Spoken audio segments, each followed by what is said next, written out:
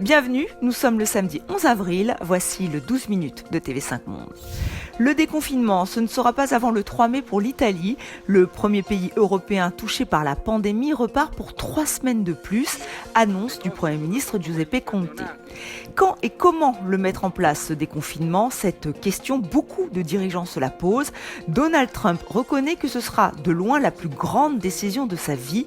Certains pays ont déjà pris les devants, comme l'Autriche, avec la réouverture prévue des petits commerces la semaine prochaine. À tous, l'Organisation mondiale de la santé lance cet appel.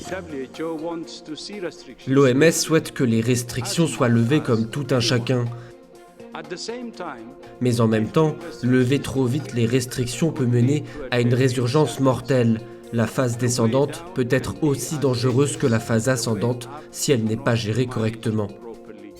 Apple et Google s'allient pour mettre au point un suivi numérique via les téléphones portables. Ce partenariat inédit entre les deux géants vise à tracer ceux et celles qui ont approché des personnes infectées par le coronavirus.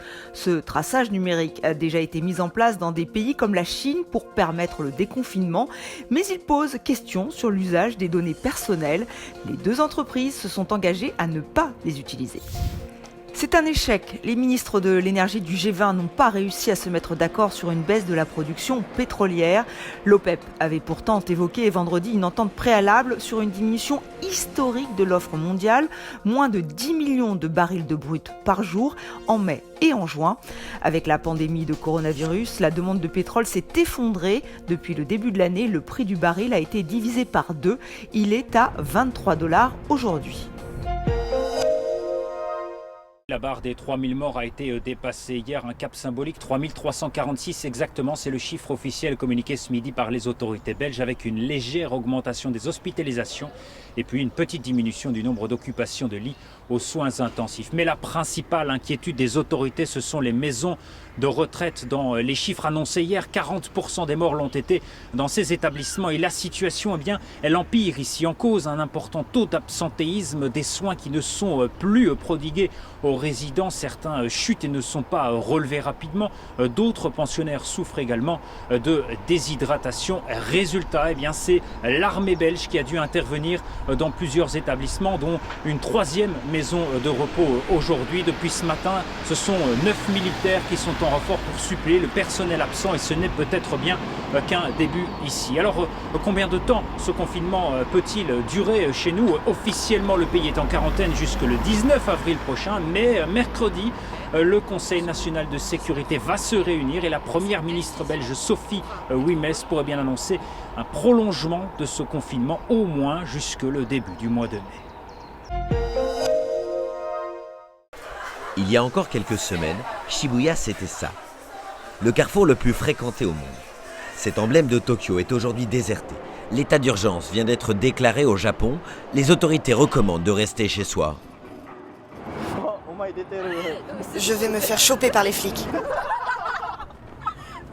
Je suis sans abri et la situation m'inquiète, car il y a de moins en moins de monde dans les rues. Ça va être de plus en plus dur pour moi de survivre, c'est flippant.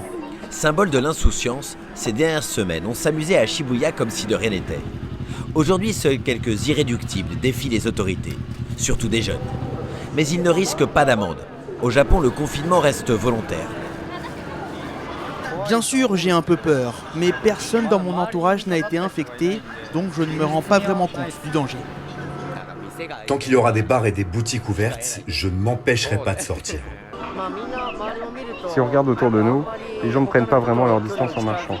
Donc je me demande s'ils font vraiment attention. Dans la célèbre rue de la Soif, normalement bondée, l'heure n'est plus à la fête. Ici, le gel hydroalcoolique est devenu plus populaire que le whisky. La plupart de mes clients se rendent de bar en bar. Ils commencent la soirée ici et continuent à boire ailleurs. Dans mon bar, ce sont plutôt des jeunes qui viennent. Il y a le risque qu'ils transmettent le virus aux clients âgés d'autres bars. C'est ça qui me fait le plus peur. À partir de ce soir, je ferme mon commerce. C'est une situation que je n'aurais jamais imaginée. C'est du jamais vu. En 50 ans de carrière, c'est vraiment la première fois que je vois ça. Longtemps épargné, la plus grande métropole du monde fait face à une explosion des infections. La maire de Tokyo voudrait fermer davantage de commerces, mais pour le moment, le Premier ministre japonais s'y oppose. Argument avancé, protéger l'économie.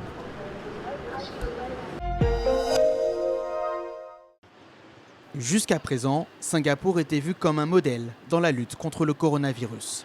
Une vie quasi normale dans la cité-État asiatique, au prix d'un dépistage massif et d'un traçage des malades. Mais les autorités ont dû durcir les restrictions. Écoles, commerces et restaurants sont fermés depuis la semaine dernière. Les habitants doivent aussi rester à la maison, sauf sortie indispensable, au moins jusqu'au 4 mai. Nous avons enregistré jeudi 287 cas supplémentaires, la plus forte augmentation jusqu'à maintenant.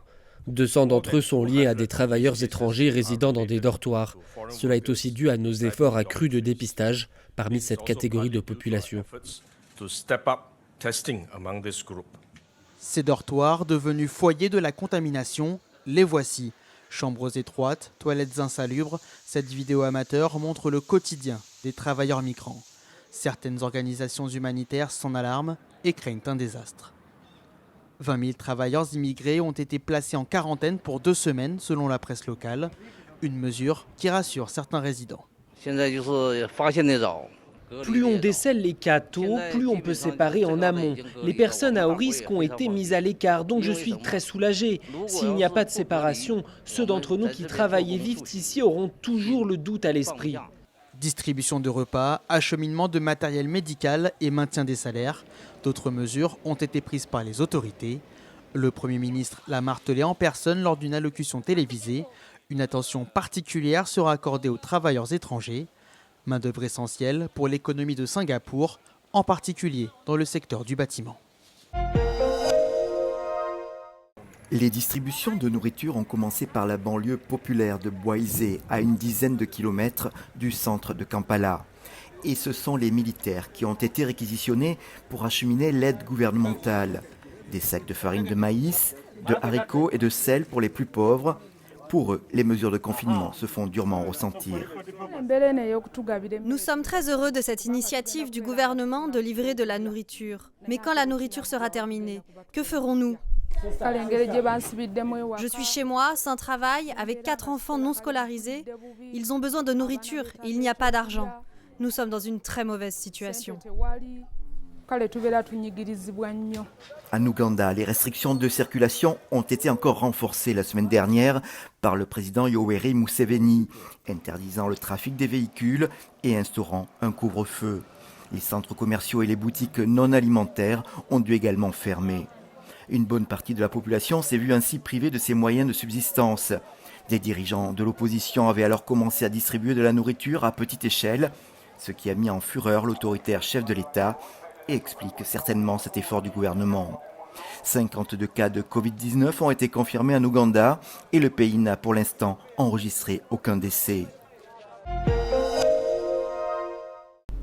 C'est encore une fois en chef de guerre qu'il réagit. Idriss Déby affirme que 1000 djihadistes ont été tués dans la grande offensive sur la région frontalière du lac Tchad. Le président tchadien ne veut plus payer le prix fort dans la lutte contre le terrorisme. Il a perdu plus d'une centaine de ses soldats ces dernières semaines. Idriss Déby reproche à ses partenaires du G5 Sahel leur manque d'investissement. Il menace même de ne plus envoyer ses troupes pour des opérations en dehors du Tchad. Le président Déby nous a habitués à faire ce qu'il dit. Quand il déclare quelque chose, généralement il va au bout des choses. Je crois que là il parle encore sur le coup de l'amertume. Ira-t-il jusqu'à l'option la plus rude, c'est-à-dire de se retirer totalement de la force G5 Sahel? Franchement, j'en doute un peu parce que lui, comme les autres, il a besoin de ses alliés. Il a besoin de ses alliés africains, il a besoin de ses alliés extérieurs. Ce n'est pas la première fois qu'Idriss Déby met la pression. Car il le sait, ses forces armées jouent un rôle majeur au sein de cette coalition. C'est un allié clé de la force française Barkhane. Un retrait du Tchad aurait de lourdes conséquences sur le G5 Sahel, étant le pays pivot militairement dans cette lutte contre le terrorisme, mais aussi en étant le pays tampon avec la Libye, avec la Centrafrique, à un moment où la communauté internationale, en tout cas l'Europe, est préoccupée pour d'autres problèmes tels que la pandémie qu'on est en train de vivre. Le départ des troupes tchadiennes pourrait avoir des conséquences considérables dans la lutte contre le terrorisme. Pour l'heure, ses alliés au sein du G5 Sahel n'ont pas encore réagi. Pendant mon confinement, j'écoute de la musique et je compose. Je voudrais vous encourager à rester optimiste, soyons soudés et nous sortirons de cette crise ensemble. Et maintenant, je vais jouer un morceau qui s'appelle Mercedes.